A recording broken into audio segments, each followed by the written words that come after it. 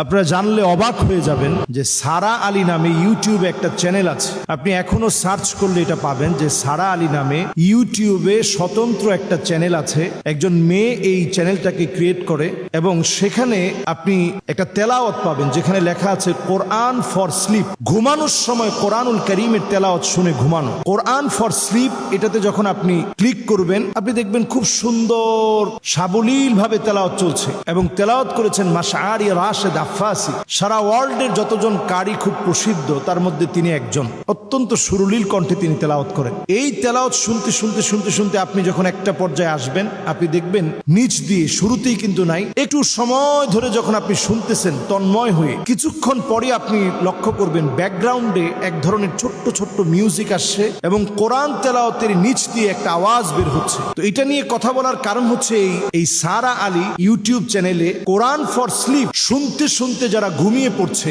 অনেকেই দেখা গেল যে কোরআন শুনতে শুনতে ঘুমিয়ে যাওয়ার পরে কিছুদিন যেতে না যেতেই নিজের ভিতরে হঠাৎ অসুস্থ হয়ে যাওয়া, ভয়ানক স্বপ্ন দেখা, নানা রকম ক্ষতিগ্রস্ত হওয়া, হঠাৎ করে বমি শুরু হওয়া, বমি করতে করতে রক্ত বমি পর্যন্ত হয়ে যাওয়া, এই জাতীয় নানা ধরনের কর্মকাণ্ড এখন নজরে পড়ছে। এই যে একটা অবস্থা এখন শুরু হয়েছে, আপনি চিন্তা করেন যে এই কোরআনুল কারীম তেলাওয়াত করতে করতে আপনি ঘুমাবেন, যেই কোরআনুল কারীম শুনতে শুনতে আপনি ঘুমাবেন, যেই কোরআনুল কারীম অনুধাবনে থাকবে, সেই কোরআনুল কারীমের তেলাওয়াতের নিচে ব্যাকগ্রাউন্ড দিয়ে কোরআনুল কারীমের তেলাওয়াতের নিচে ব্যাকগ্রাউন্ড ইউজ করে সেখানে মিউজিক দিয়ে শব্দ চয়নে, যেগুলো দিয়ে ব্ল্যাক ম্যাজিক করা হয়, এই জাতীয় শব্দ চয়ন করে মানুষের ক্ষতি করার চেষ্টা করা হচ্ছে। তো এই সময়টা এখন এত ভয়াবহ সময় যখন কোরআনুল কারীমের তেলাওয়াতের ভিতরে পর্যন্ত নানাভাবে চক্রান্ত করা হবে। আর যখনই এই জাতীয় চক্রান্ত হবে তখন আমাদের দায়িত্ব হচ্ছে মানুষকে সচেতন করে দেওয়া। আমরা যারা কোরআনুল কারীমের তিলাওয়াত শুনি, অথেন্টিক কোন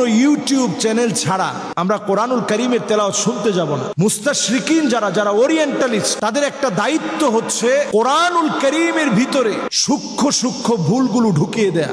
এই চক্রান্ত আপনি অনেক সময় হাফেজে কোরআন না হওয়ার কারণে, কোরআন অনেক বেশি না বোঝার কারণে আপনি ধরতে পারবেন না।